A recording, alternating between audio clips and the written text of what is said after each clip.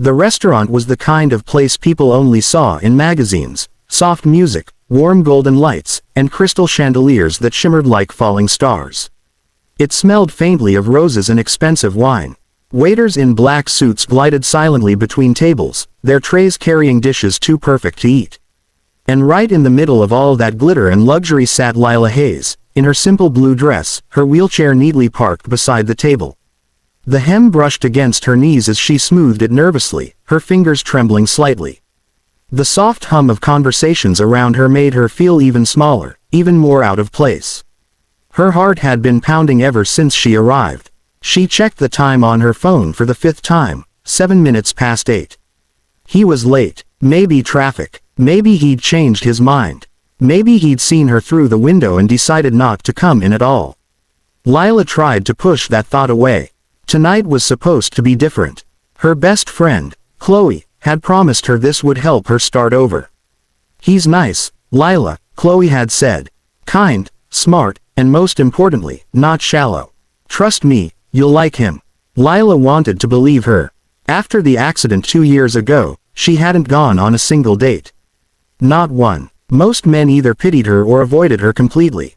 Some even acted uncomfortable, like being around her might infect them with her misfortune. So when Chloe had insisted on setting her up, Lila hesitated for days before agreeing. But now, sitting there under the restaurant's golden lights, she felt the familiar ache of regret tightening in her chest. People were staring. She could feel their eyes. A few whispered behind menus, others just glanced, then quickly looked away as if embarrassed to be caught looking. Who brings a girl in a wheelchair here? Someone murmured. Maybe it's one of those charity setups, another said, not even bothering to lower her voice. Laughter followed, quiet but sharp enough to sting. Lila lowered her head, wishing she could disappear into the floor. She hated that feeling, the one where every look felt like pity, every whisper like a reminder that she was different. She reached for her glass of water, her hand shaking slightly. The accident had left her body weak for months, but she had fought to regain every bit of strength she could. Physical therapy had been painful, endless, and humiliating at times. Yet she'd done it. She'd learned to move, to be independent again. But no amount of therapy could fix the way people looked at her. Lila. Her head snapped up. The voice was deep, calm, and surprisingly gentle. Standing in front of her table was a tall man in a navy blue suit that fit him perfectly, dark hair slightly tousled, eyes the color of a stormy sea. Why yes, she stammered, her voice barely above a whisper. I'm Lila. He gave her a slow, careful smile. I'm Ethan Cole. Her breath caught. She knew that name. Everyone did. Ethan Cole, CEO of Cole Industries, one of the most powerful business figures in the city. A man who rarely appeared in public without being photographed, a single father known for keeping his private life fiercely guarded. He sat down across from her, resting his hands on the table, studying her with quiet curiosity. You're not what I expected, he said softly. Lila swallowed. I hope that's not a bad thing.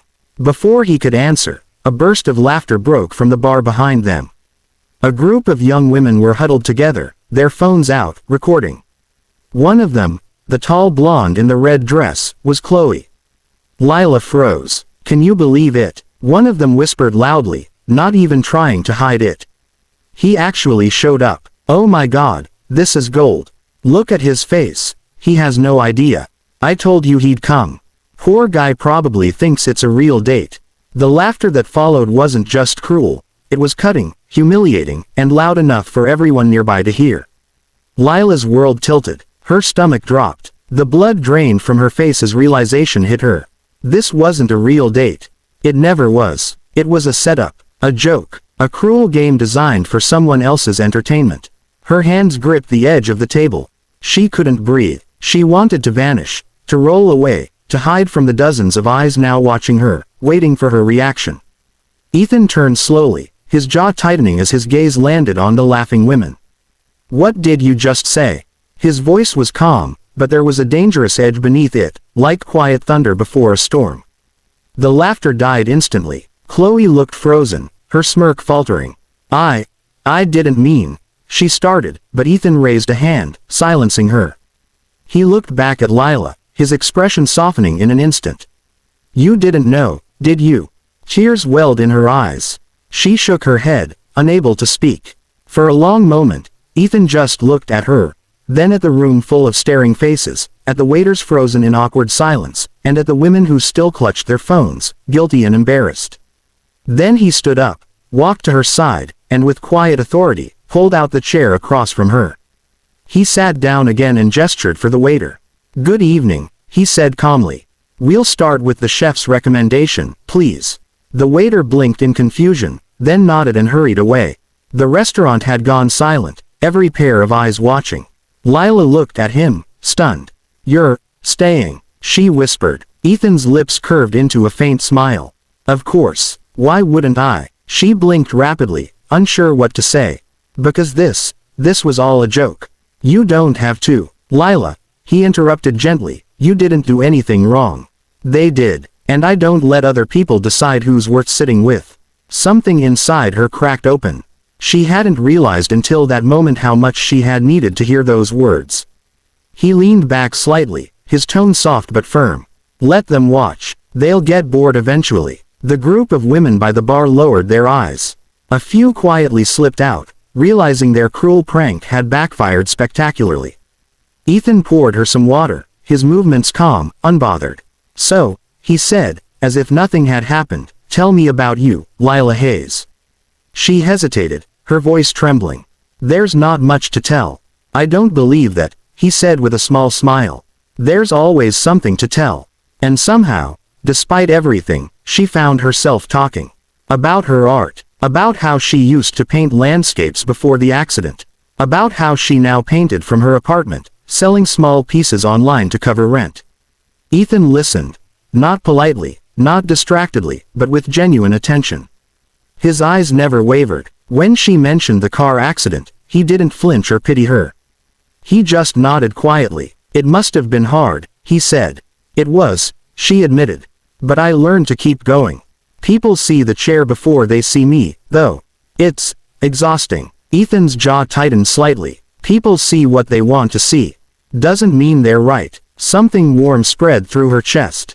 For the first time in years, she didn't feel invisible. By the time dinner arrived, the tension in the air had faded. Lila even caught herself laughing, real laughter, soft and unguarded. Ethan's dry humor surprised her. He told her stories about his son, about how the boy insisted on wearing superhero costumes to school. When the waiter came to clear their plates, Ethan ignored the curious glances and reached across the table. His hand brushed hers, firm but gentle. "You shouldn't let anyone make you feel small, Lila." Her heart stumbled. "I try not to." "Try harder," he said quietly, his gaze unwavering. "Because you deserve better than this world's cruelty." Lila swallowed the lump in her throat. She had come to this restaurant expecting to be humiliated, and somehow, she had found kindness instead. When he stood to help her out at the end of the evening, she realized every head in the restaurant had turned to watch. But this time, she didn't care. Not one bit. He guided her to the exit, matching his pace with hers. Outside, the night was cool, and the city lights glowed like scattered diamonds on wet pavement. "Lila," Ethan said softly as he opened the door to his car, "you deserve someone who sees you, not your chair, not your scars. Just you." Her voice trembled. "And you, what do you see?" He met her gaze, eyes deep and steady. "I see someone stronger than anyone I've ever met." The city outside her apartment window glimmered in shades of silver and blue, and for the first time in years, Lila didn't feel like an outsider looking in. That night after the blind date, she hadn't been able to sleep. Every time she closed her eyes, she replayed the scene, Ethan sitting across from her, calm and unshaken, his deep voice cutting through the laughter that had once terrified her. No one had ever defended her before.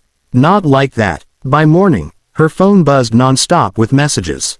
Some were apologies from Chloe and her friends, half-hearted, forced, meaningless. Others were from strangers. Somehow, someone had posted a clip from the restaurant online, but the story had taken a life of its own. Instead of ridicule, it turned into compassion. The CEO who stood up against cruelty. The date that silenced bullies.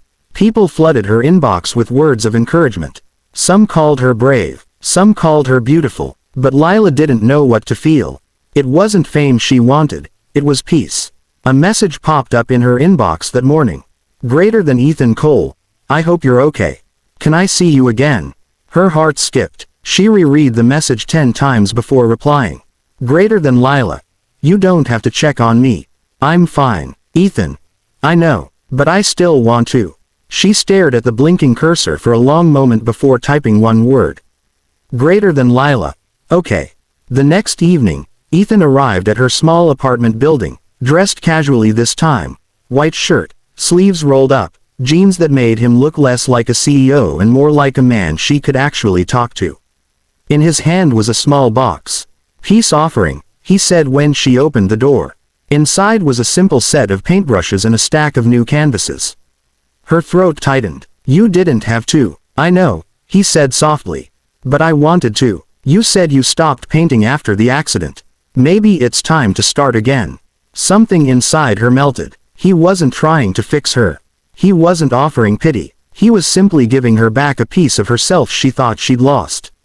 They talked for hours that night, about everything and nothing. The accident, his company, the son he adored. Ethan's eyes softened whenever he spoke about Noah, his little boy with a wild imagination and a laugh that, he said, could fill an entire house. When Ethan finally left, he smiled at her the same way he had at the restaurant, steady, warm, patient. And when the door closed behind him, Lila realized she was smiling too. Days turned into weeks. Their conversations became a quiet rhythm in her life. Texts in the morning, coffee in the afternoons, video calls in the evenings. Sometimes he'd stop by after work, bringing takeout and stories about Noah's latest mischiefs. One rainy Friday evening, Ethan surprised her by asking, would you meet him? Your son, she said, startled. He nodded. He keeps asking why I smile at my phone all the time. She laughed, her cheeks warming. I'd love to. That Sunday, Lila found herself outside a small park, the autumn air crisp and cool. Ethan was waiting by the playground, and beside him stood a small boy with messy brown hair and the same piercing blue eyes as his father. Lila, this is Noah, Ethan said, resting a hand on the boy's shoulder. Noah tilted his head, curious. Hi, he said shyly, clutching a toy plane. Dad says you're an artist. Lila smiled. I try to be. Want to help me paint sometime? Noah's face lit up. Can we paint airplanes? Every kind, she said.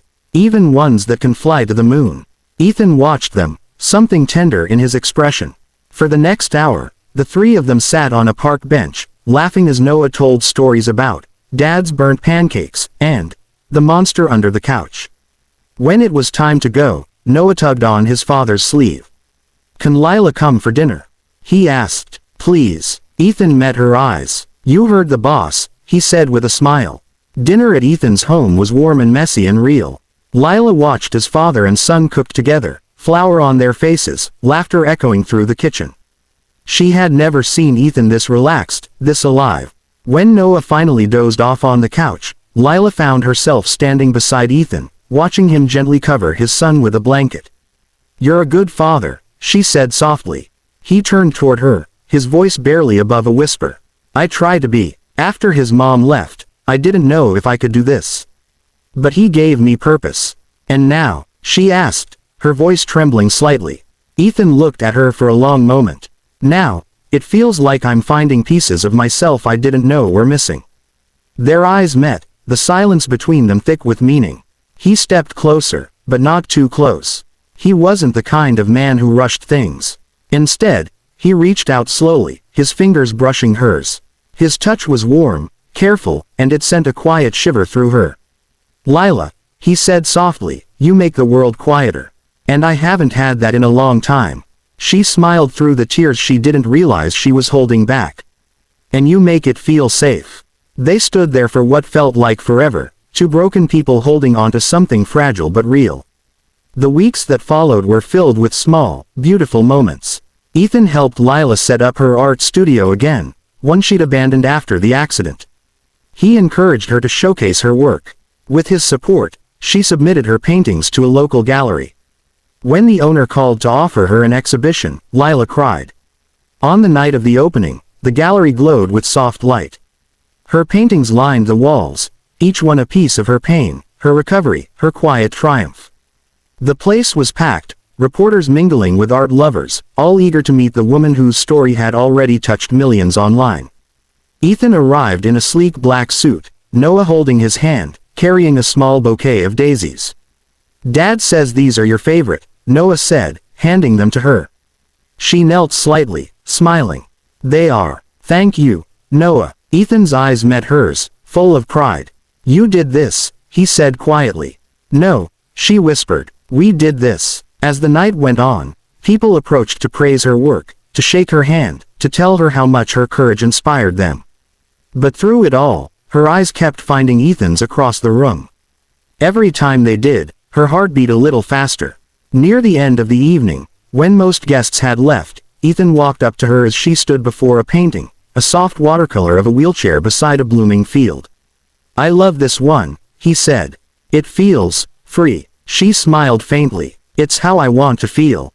Not trapped. Just free." Ethan turned toward her, his voice deep and steady. "You are free, Lila. And I hope you know that you've given me that too." Her eyes widened. "You," he nodded. "Before you, I was just surviving. For Noah, for the company. But I wasn't living. You reminded me what it means to actually feel again." The tears came before she could stop them. "Ethan." He reached for her hand, just like he had that first night. Steady, sure, unafraid of the world watching. "I don't care what anyone thinks. That night, they tried to humiliate you. Instead, you became the most extraordinary part of my life." Lila felt something bloom inside her, something she hadn't dared to feel in years: love.